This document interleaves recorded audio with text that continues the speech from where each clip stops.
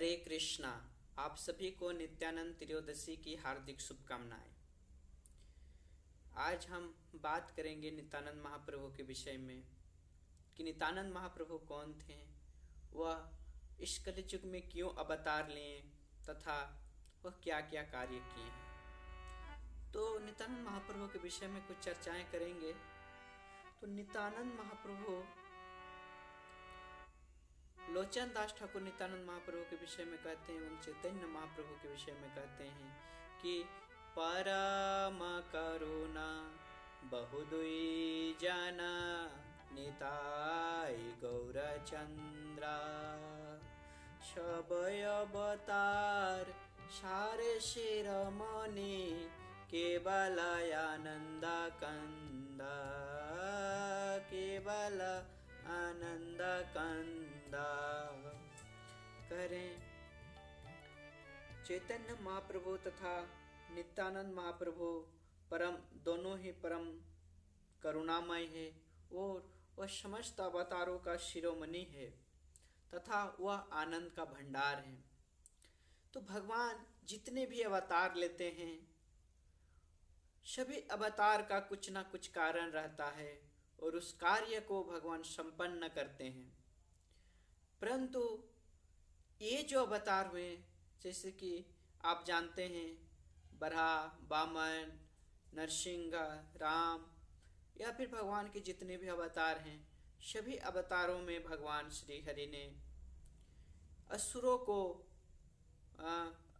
को परास्त करके उसे मुक्त किया है तथा धर्म का स्थापना करने के लिए और पापियों को दंड देने के लिए और भी साधुओं को रक्षा करने के लिए भगवद गीता में भगवान कहते हैं, भगवान अवतीर्ण होते हैं।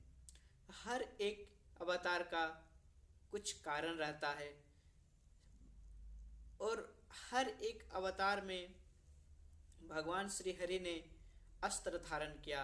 परंतु ये जो चैतन्य महाप्रभु और नित्यानंद महाप्रभु के अवतार इस कलियुग में लिए हैं, इसमें कोई अस्त्र धारण नहीं किया है।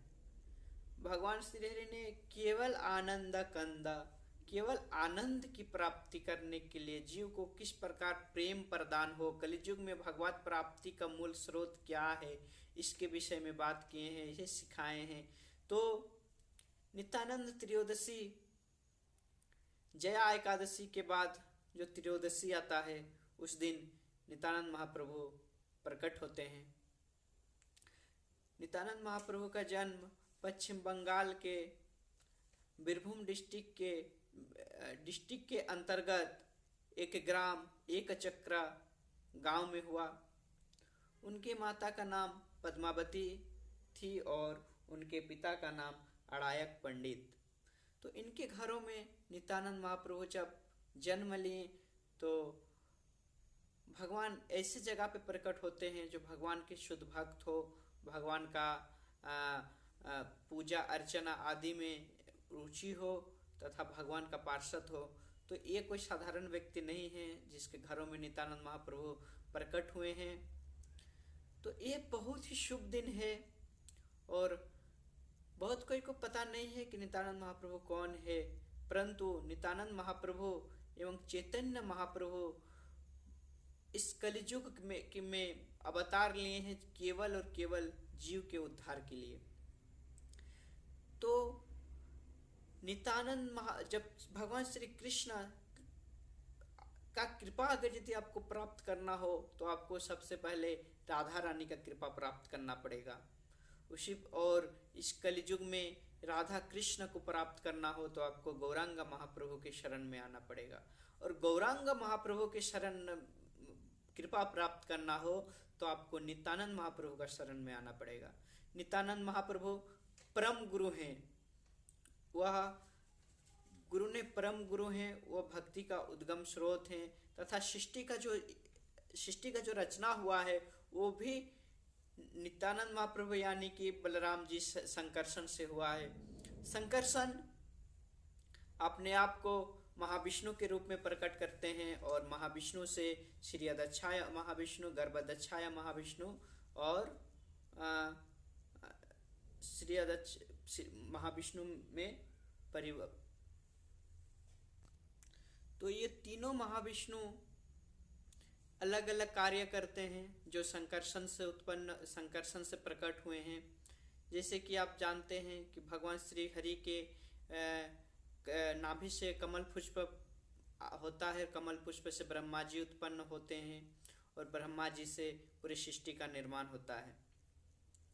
तो इस प्रकार से जितने भी भगवान के अवतार हैं, सभी अवतार में असुरों को मार करके और उसे उद्धार किया है, परंतु इस कलियुग में भगवान कहीं पे अस्त्र नहीं धारण किए हैं। एक बार की बात है,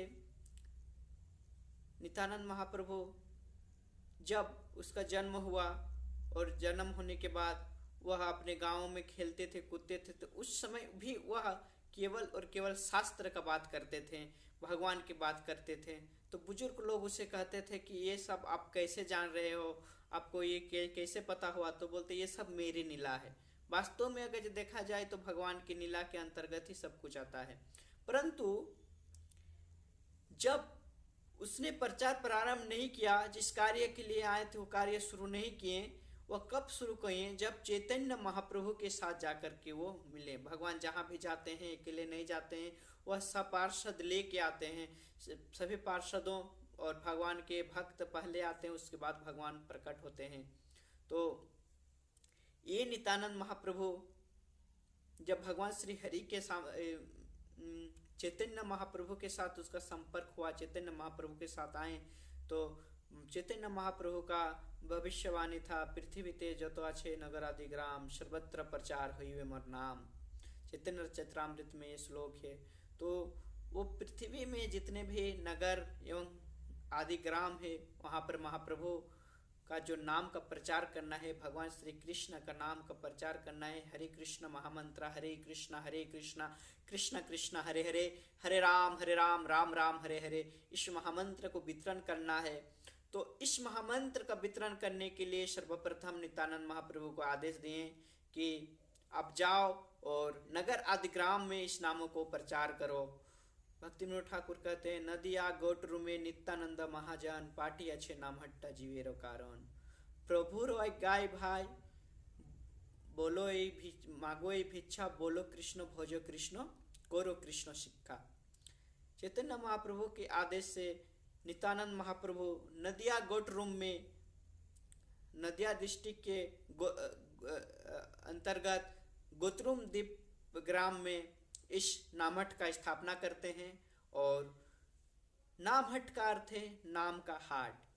आप सभी जानते हैं कि हाट जहाँ पर वस्तु का आदान प्रदान किया जाता है उसे हाट कहा जाता है, परंतु उन्होंने इस हाट से हट करके एक नामहट का स्थापना किया जहाँ पे नाम का वितरण किया जाए।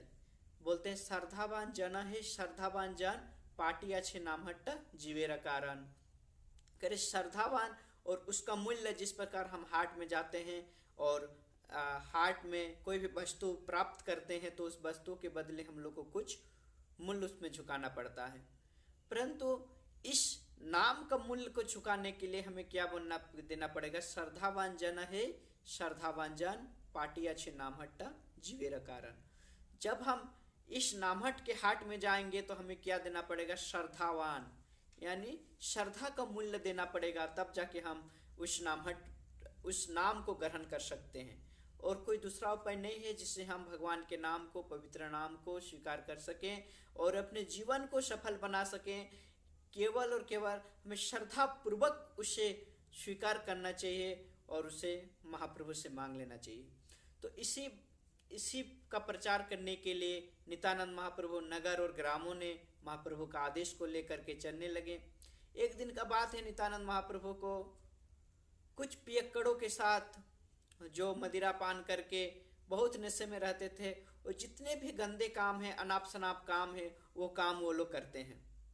तभी नित्यानंद महाप्रभु का भेंट होता है जगाई और माधाई के साथ, और जगाई और माधाई पूरी तरह से मदिरा पान करके नशामग्न था, तथा उन्होंने जैसे ही कीर्तन का आवाज सुना, नित्यानंद महाप्रभु महामंत्र हरे कृष्णा कृष्णा कृष्णा हरे हरे, हरे राम राम राम हरे हरे, ये महामंत्र का कीर्तन करते हुए ग्रामों में जा रहे थे, तो ये आवाज सुन करके नित्यानंद जगाए और मदाए पूरा रुष्ट हो गए, क्योंकि उन लोग का काम ही था साधुओं को दुखी करना। तथा साधु जब नदी में गंगा में स्नान करते थे तो उसे पानी के अंदर जा करके उसका पैर पकड़ के खींचना तथा साधुओं का वस्त्र को छिपा देना, साधुओं को सताना, मुनि ऋषियों को सताना, जो भगवान के भक्ति करे उसे तकलीफ देना, मतलब जितने भी पाप है वो जानबूझ के वो पाप करते थे। आप सभी जानते हैं कि अगर यदि हमें अनजान में पाप होता है तो एक अलग बात है, परंतु ये लोग इतने अधम थे कि ये जानबूझ के पाप करते थे। उसे पता रहता था कि ये पाप है, क्योंकि वो लोग ब्राह्मण कुल में जन्म हुआ था उन लोगों का, लेकिन वो लोग ऐसे कार्य करते थे जानबूझ करके कि हम साधु को कैसे सताएं। तो इस प्रकार से जब महामंत्र का उच्चारण होते हुए करते हुए नित्यानंद महाप्रभु उस ग्राम में गए तो उन्होंने इसे तिरस्कार करने के लिए उसके ऊपर आए और उसे हरिनाम संकीर्तन बंद करने के लिए कहने लगे। तो नित्यानंद महाप्रभु उसे भी कहने लगे कि आप भी बोलिए, बोलो कृष्ण बोलो कृष्ण बोलो कृष्ण, हरे कृष्ण हरि बोल। वो रिक्वेस्ट करने लगे कि आप बोलिए, परंतु नित्यानंद महाप्रभु का बात वो लोग नहीं सुने। लेकिन वो तो सुने नहीं, लेकिन ऐसा भी नहीं है कि उसने कह दिए कि आप ठीक है भाई आप जाओ, आपको जो करना है आप करो, मुझे जो करना है हम करेंगे। आपको अभी बहुत ऐसे जगह पे आपको देख सकते हैं कि आदमी कहते हैं आपको भगवान से श्रद्धा है तो कीजिए, लेकिन हमको तो भगवान पे श्रद्धा नहीं है। परंतु ये भी नहीं था, उस जगह और मधाई का कहने का तात्पर्य था कि आप हम भी नहीं करेंगे और आपको भी नहीं करने देंगे, उसको रोक रहे थे। परंतु नित्यानंद महाप्रभु उसे रिक्वेस्ट कर रहे थे कि आप कृष्ण बोलो कृष्ण बोलो। तभी माधाई ने गुस्से से आकर के क्या किया कि अपने जो शराब का बोतल था उसे और मटका था उससे महाप्रभु का सर फोड़, नित्यानंद महाप्रभु का सर फोड़ दी। इस बात का सूचना जब चैतन्य महाप्रभु के पास आया तो चैतन्य महाप्रभु तुरंत दौड़ते हुए उस जगह पे गए और जा करके अपने सुदर्शन का आवाहन किया और वो जगह और मधाई को समाप्त करने का निश्चय किया। आप जानते हैं कि भगवान श्री हरि ने भक्तों की रक्षा के लिए हमें सीख देते हैं, वह अपना प्रतिज्ञा को भी तोड़ देते हैं। जब महाभारत के युद्ध स्थल पे जब अर्जुन ने पितामह भीष्म का वध करने के लिए इनकार कर दिया तो तुरंत भगवान श्री हरि अपने रथों के चक्का को उठा करके पितामह की तरफ दौड़े। फिर भी क्यों उससे पहले वो अस्त्र नहीं धारण करने का प्रतिज्ञा कर चुके थे, उसके बावजूद भी वहां पे अस्त्र धारण किए। इसी प्रकार इस कलियुग के अवतार में भगवान चैतन्य महाप्रभु ने जब नित्यानंद महाप्रभु को दुख हुआ तो नित्यानंद महाप्रभु को जो वो सर फोड़ दिए, तो चैतन्य महाप्रभु ने अपने अस्त्र धारण किए और उसको नाश करने के लिए आगे चले। लेकिन आप सभी जानते हैं कि भगवान के जितने भी अवतार हैं उन सभी अवतारों में भगवान शांत रहते हैं। जैसे कि राम जी बहुत ही शांत स्वभाव के हैं और लक्ष्मण बहुत क्रोधित वाले हैं, वह हमेशा क्रोध करते थे।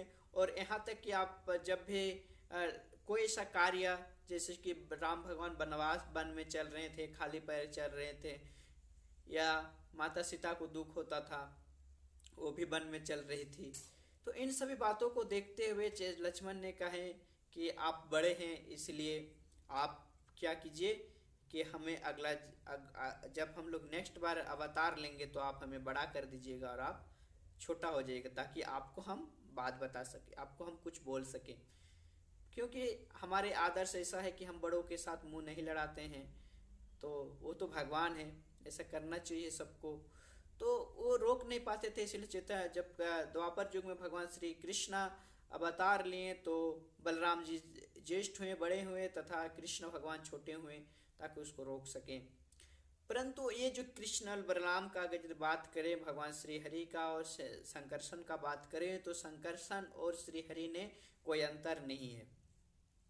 ये दोनों एक ही हैं, एक ही प्रकार का सुंदर है, एक ही प्रकार का गुण है तथा एक ही प्रकार का बल है, किसी में परिवर्तन नहीं है।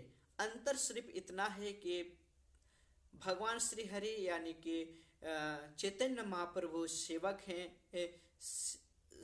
सेविक हैं, वो सेवा स्वीकार करते हैं, तथा नित्यानंद महाप्रभु सेवक के रूप में जिस अवतार में जाते हैं वो सेवा करते हैं।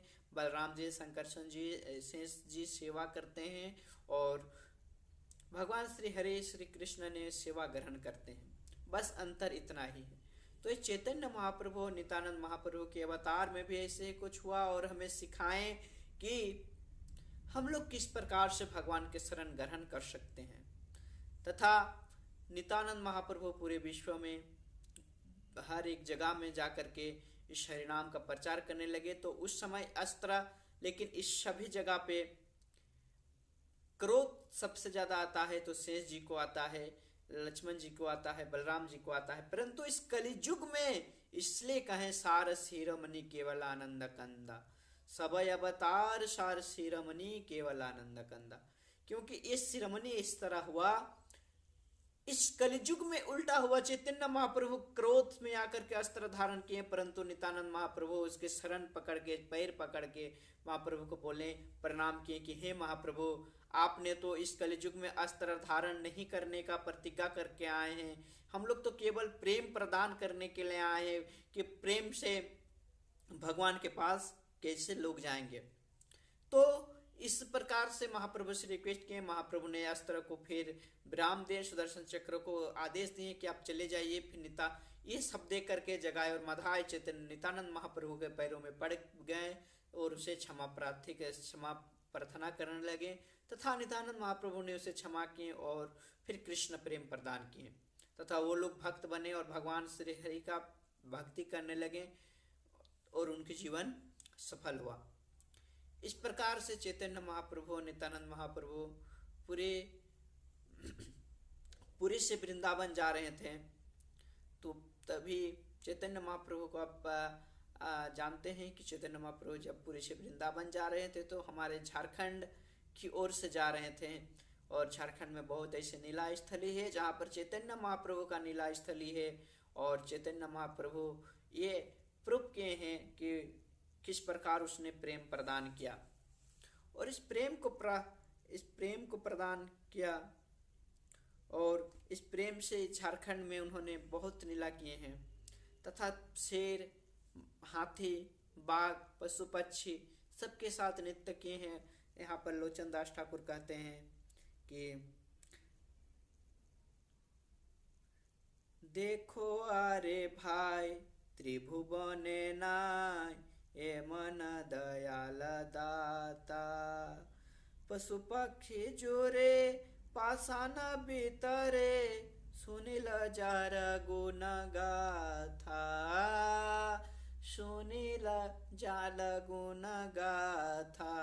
बोल रहे हैं चैतन्य महाप्रभु लोचन दास ठाकुर कि देखो अरे भाई त्रिभुवने नाय, अरे देखिए रे भाई पूरा त्रिभुवन में ऐसे दयाल दाता कोई नहीं है जिसके प्रेम से पशु पक्षी जुड़े, पशु और पक्षी और पाषाण बितरे, जिसके पशु और पक्षी को तो छोड़े पत्थर भी उसके प्रेम से पिघल जाते हैं। इसका साक्षात प्रमाण हमारे झारखंड में देखा जाता है।